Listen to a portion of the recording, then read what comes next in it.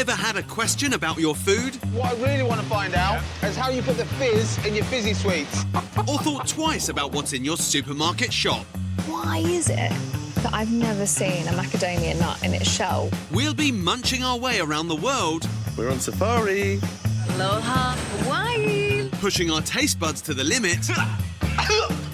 And scratching beneath the surface. That's amazing. To find the truth It is a radical concept. about the food we eat. It's good. That's cleared that up. Coming up, in South Africa, I meet the new red hot chili peppers lineup. Never had a singing factory before. This is amazing. I find out that our approach to recycling plastic food packaging is a bit pants. Not a bad fit. And I head to Germany to get to the bottom of high-fibre yogurt. Their job is filtering out lactic acid.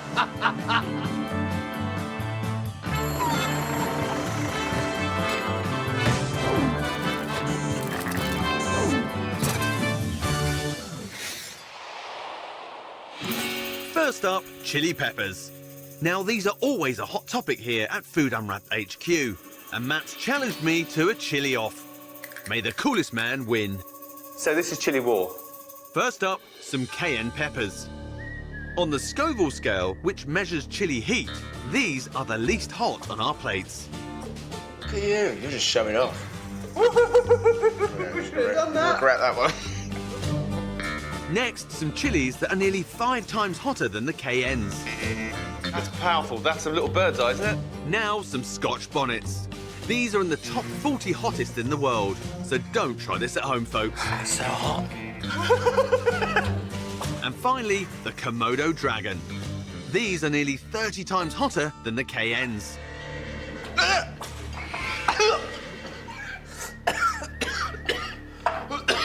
Why is it so spiteful? And now, some pickled piquanté peppers. These are a bit calmer. Sweet. Yeah, nice. They're not overly hot, but why aren't they fresh? We've eaten fresh ones. Why can't you get these fresh? I don't know. I don't know. Fancy finding out? All right, where do you reckon it's going to be? Swindon? South Africa. Of course it is. Why South Africa? That's where these piquanté peppers come from. First, I'm flying into Johannesburg, and then we've got a long drive in the crew van. We're heading 4 hours north of Joburg to the lush subtropical region of Zarnine. So here we are with the crew. Look at this. We're on safari. I'm here to meet with Pepperdew, the first firm to acquire sole rights to grow and market this unique variety of piquanté pepper. This farm grows these unique peppers on behalf of the company, and this fruit is a multi-million-pound business. I'm Jim, nice to meet you. Oh, pleased to meet you. Tony Wright isn't the farmer here. He's Pepperdew International's supply chain director, and he and his team oversee hundreds of piquanté pepper farms in this region. This is the sweet picante pepper. Can I pick one here? You're welcome to. So tell me then, who discovered this little chili then? It was actually found in someone's holiday home in their back garden originally. And it was established that no one had secured any rights to this particular crop. Getting rights on a plant variety is how companies make big money from fruit and veg. It works like this. If they've discovered or bred a unique variety, they can apply for plant breeders' rights. If granted, it gives them sole license to commercially grow it for a set number of years. Oh, it has a sweetness to it, doesn't it? Yeah. But it does have a heat, doesn't it? Amazingly, nearly 2/3 of all commercial fruit and veg seeds are owned in this way by just a handful of giant companies. It makes some firms very protective of their seeds. Wow, look at this place. It's massive, isn't it? It's quite impressive, yes. The company own many monitored greenhouses to ensure they never lose control over the quality of their seeds. Here they grow millions of 6-week-old plants, which are then delivered to their farms.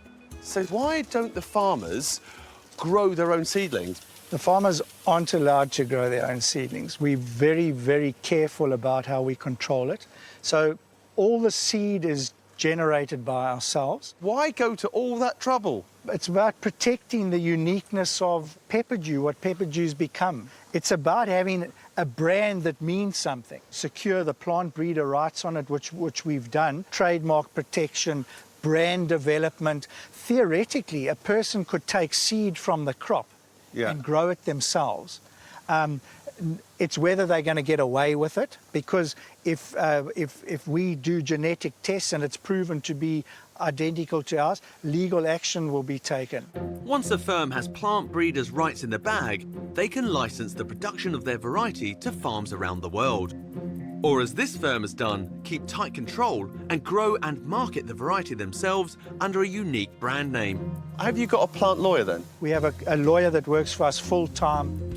Pepper dew piquanté peppers are just one of many fruit and veg marketed under a trademarked brand. Others include pink lady apples and tender stem broccoli. Last year, there were over 4,000 new trademark applications for fruit and veg products in Europe alone. So in a way, you've got a patent out on your plants? We refer to it as plant breeder rights. Right. I'm in Oxfordshire with the crew to find out which plastics really are recyclable. Good morning! Helen Bird is the Recycling and Collections Advisor at WRAP, the Waste and Resources Action Programme. This is the plastic from our Food Unwrapped team, and this is their plastic waste. Yeah, well, Kate, I can well believe it. Every year, around 2 million tonnes of plastic is placed on the market to be used to package household goods. That's a lot of plastic. But surely the best place to go for advice on recycling it all would be the product's labels. So do people see that and think that that means you can recycle? This one here, called the green dot, what it means is the company that's placed this piece of packaging on the market has contributed financially to the recovery of the packaging, but in countries in Europe. Gosh. So how good are we at really knowing which plastic's recyclable? Well, there's only one way to find out. Ask the public. Welcome, Alicia, to our recycling challenge. We've got 2 bins, and our recyclers have got 30 seconds to sort their plastic. Every time you get it wrong, Helen is going to sound. You ready? 3, 2, 1, recycle! Oh. Nearly. Are you sure you didn't get this out of my bin? Ah! That's recycling. Oh, God. And time! Helen, you were very busy with that klaxon. So, where exactly are we going wrong? OK, so here we've got a plastic tray. Now, the tray itself can go in for recycling, but this film lid here, that can't be recycled, and so really needs to be removed before it can go on to be recycled. Here's another example where, you know, a lot of people think that you can recycle black plastic. However, at the moment, can't be recycled. What? I find that shocking. We get through 1.3 billion black plastic ready meal tubs and fruit trays every year. And this is just one of the many plastics that can't currently be recycled. To find out what's going on, I'm heading to a large recycling plant on the outskirts of Bristol. Hi, Adam. Nice to meet you. Okay, how are you? Adam Reed is the External Affairs Director here. And I don't want any jokes about his job being rubbish. This place is absolutely It's fantastic, isn't it? There are around 100 plants like this all over the country, which process the 1.5 million tonnes of plastic waste we create every year. So much rubbish here. It's Resource. resource. This is all quality material. This particular plant deals with 250 tonnes of recycling a day, and it's all about sorting the many different types of plastic. And that process begins at the picking station. We're picking off things that are going to block up the equipment. What on earth? Wow. Recycled pants, anyone? I'm not sure even Adam can do anything with those. Not bad fit. Thanks. Rogue pants aside, this place is using some clever technology to separate all these materials. So what is happening here, Adam? So this is where we're sorting the different plastic types. An infrared beam instantly spots the type of plastic in milk bottles, and a burst of air then pings them off the conveyor to another sorting section. Oh! They are literally just being launched. into that bin at the end. This type of plastic in milk bottles, called HDPE, is really worth recycling. So a bale would be worth maybe 100, 120 pounds. 120 quid for a bale? For a bale of this, yeah.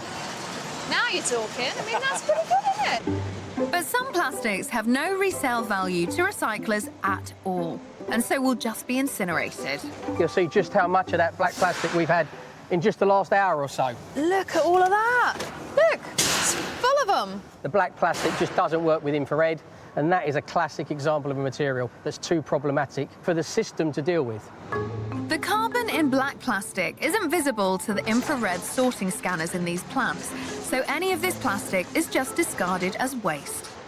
As a result, an estimated 60,000 tonnes of black plastic is incinerated every year. So bottom line, this black plastic just is not recyclable in this country right now. No. It just seems like absolute madness.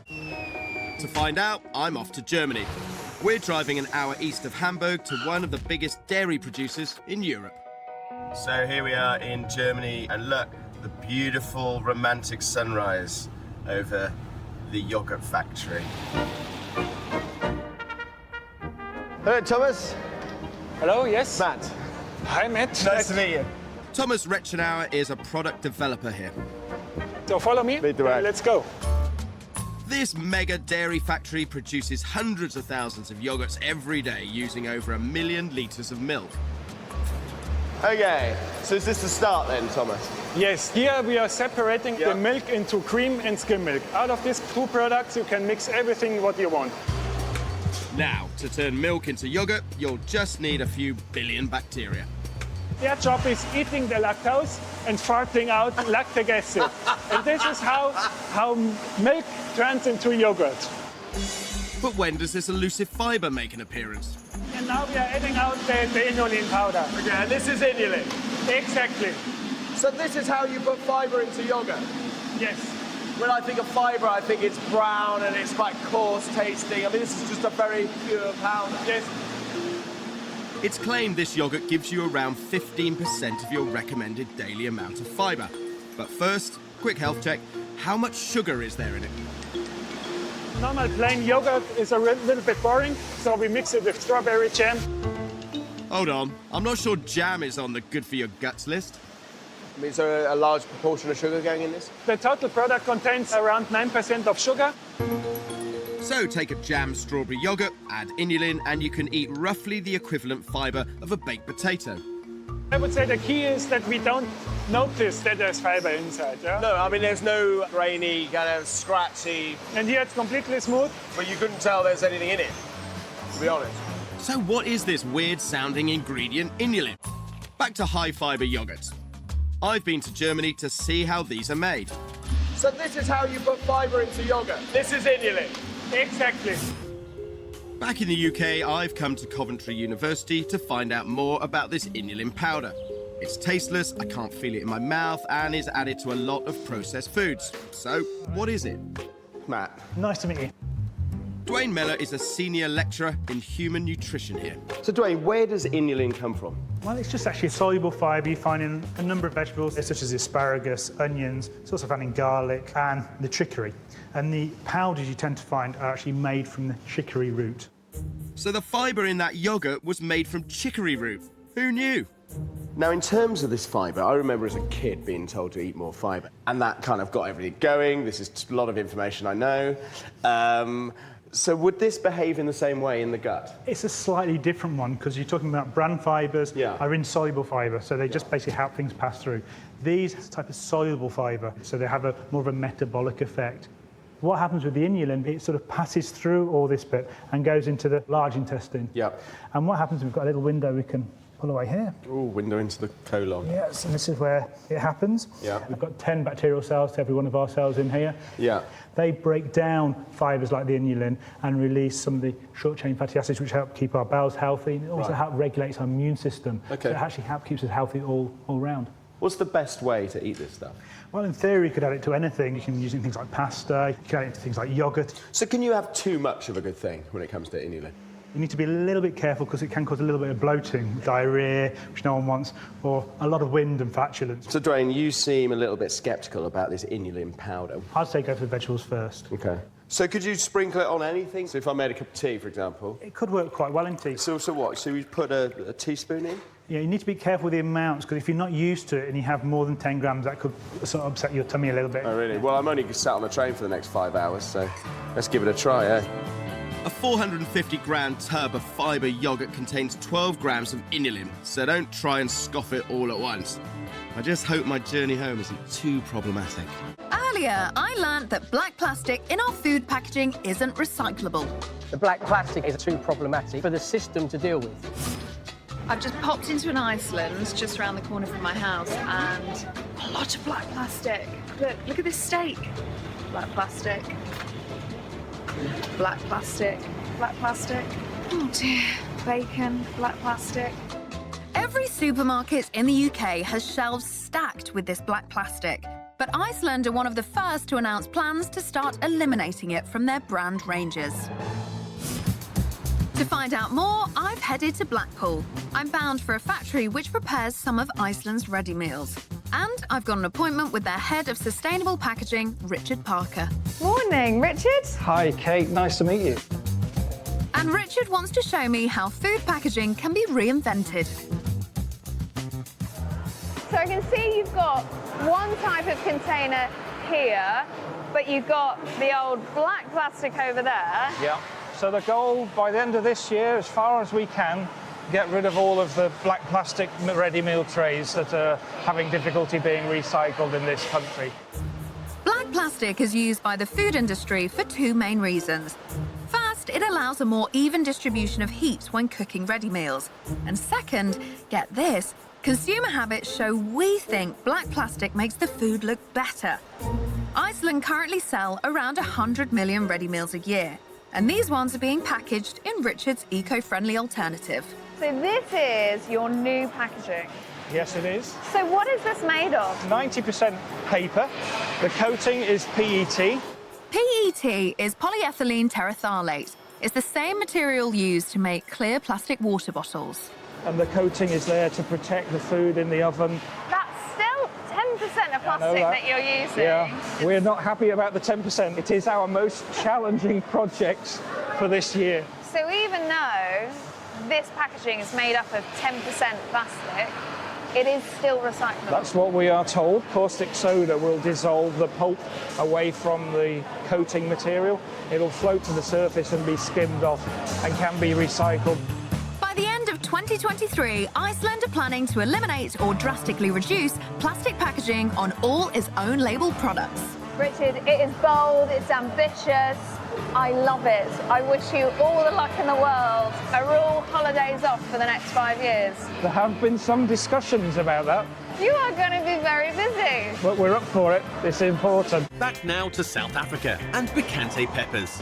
I've found out that this unique variety of pepper is protected, and like many of the fruit and veg in our supermarkets, they're branded under a trademark. So in a way, you've got a patent out on your plants?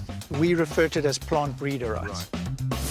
But I'm still not sure why I can't buy them raw. So I'm heading to the processing factory north of Johannesburg. And they really do keep these peppers under lock and key. Look at this. Proper security. Hi there, I'm Jim. Hi, Jim. Ian. Welcome to the factory. Nice to meet you. Ian Holmwood is operations manager here. So this is all chock-a-block with the fruit? In the peak season, yeah. So these have come straight from the farm? farmer. How quickly have you got to process them then? 5 days from receipt into the container. Fruit deteriorates very quickly, and if I leave it longer than 5 days, the quality goes down. Ah, so that's why you can't buy them raw. Fresh piquanté peppers lose moisture rapidly after picking, so start to spoil after around 5 days. Wow, look at all these guys. These are de-seeders. These 600 workers have one of the most important jobs in this factory. So all the de-seeding done by hand? Yes. That's incredible, look. They make it look so easy. Can I have a little go? Yeah, you can. In a typical day, these de-seeders will each process 8,000 of these peppers. Oh, so Brenda, talk me through it. What have I got to do? Like this. It's quite tricky, isn't it? Oh, yours is perfect. Oh, I got it. Give it a shake. Yeah, it's amazing. Nice one, Brenda. Yeah. I'll pop that in your basket. So how many trays would you do a day? Using 6 boxes, let me have it. What? You can do up to 6 boxes a day? Yeah. So what do you do to pass the time?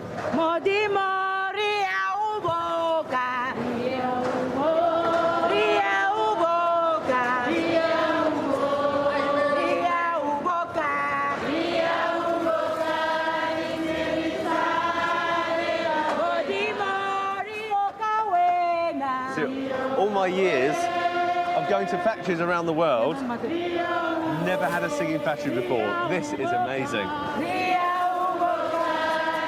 Removing the seeds also takes some of the heat out of the end product. But what next for all these peppers?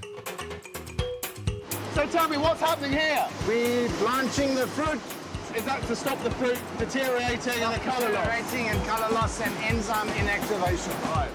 So when do these peppers gain their sweet flavour? So Ian, what's happening here then? Okay, here's where we fill the product with brine at temperature, and the combination of the vinegar and the sugars and the spices in the brine combat the heat of the chili pepper.